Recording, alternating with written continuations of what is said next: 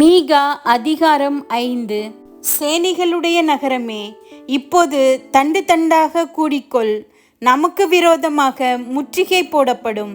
இஸ்ரவேலுடைய நியாயாதிபதியை கோலினால் கன்னத்திலே அடிப்பார்கள்.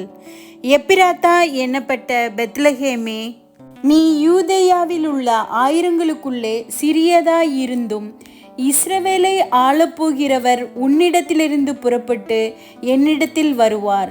அவருடைய புறப்படுதல் அநாதி நாட்களாகிய பூர்வத்தினுடையது.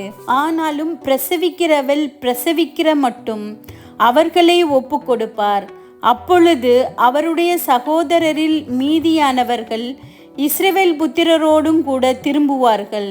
அவர் நின்று கொண்டு கர்த்தருடைய பலத்தோடும் தம்முடைய தேவனாகிய கர்த்தருடைய நாமத்தின் மகத்துவத்தோடும் மேய்ப்பார். ஆகையால் அவர்கள் நிலைத்திருப்பார்கள். அவர் இனி பூமியின் எல்லைகள் பரியந்தமும் மகிமைப்படுவார். இவரே சமாதான காரணர். அசீரியன் நம்முடைய தேசத்திலே வரும்போதும் நம்முடைய அரண்மனைகளை மிதிக்கும் போதும் 7 மேய்ப்பரையும் மனுஷரில் 8 அதிபதிகளையும் அவனுக்கு விரோதமாக நிறுத்துவேன். இவர்கள் அசீரியா தேசத்தையும் நிம்ரோத்தின் தேசத்தையும் அதனுடைய வாசல்களுக்கு உட்புறமாக பட்டயத்திற்கு இரையாக்குவார்கள். அசீரியன் நம்முடைய தேசத்தில் வரும்போதும் நம்முடைய எல்லைகளை மிதிக்கும் போதும் அவனுக்கு நம்மை தப்புவிப்பார்.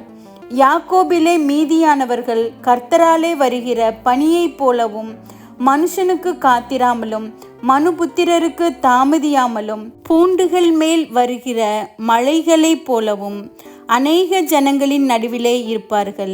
யாக்கோபிலே மீதியானவர்கள் சிங்கம் காட்டு மிருகங்களுக்குள்ளே இருக்கிறதற்கு சமானமாகவும் கடந்து போய் மிதித்து தப்புவிப்பார் இல்லாமல் பீறி போடுகிற பாலசிங்கம் ஆட்டு மந்தைகளுக்குள்ளே இருக்கிறதற்கு சமானமாகவும் ஜாதிகளுக்குள் அநேக ஜனங்களின் நடுவிலே இருப்பார்கள். உன்னுடைய கை உன் விரோதிகளின் மேல் உயரும். உன் சத்துருக்கள் எல்லாரும் சங்கரிக்கப்படுவார்கள்.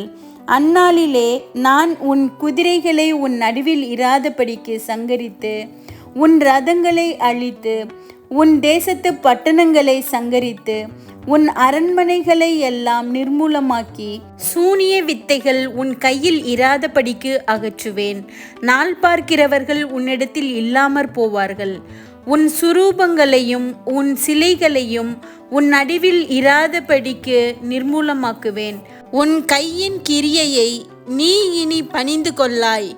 நான் உன் விக்கிரக தோப்புக்களை உன் நடுவில் இராதபடிக்கு பிடுங்கி உன் பட்டணங்களை அழித்து செவிகொடாத புறஜாதிகளிடத்திலே கோபத்தோடும் உக்கிரத்தோடும் நீதியை சரிக்கட்டுவேன் என்றார்.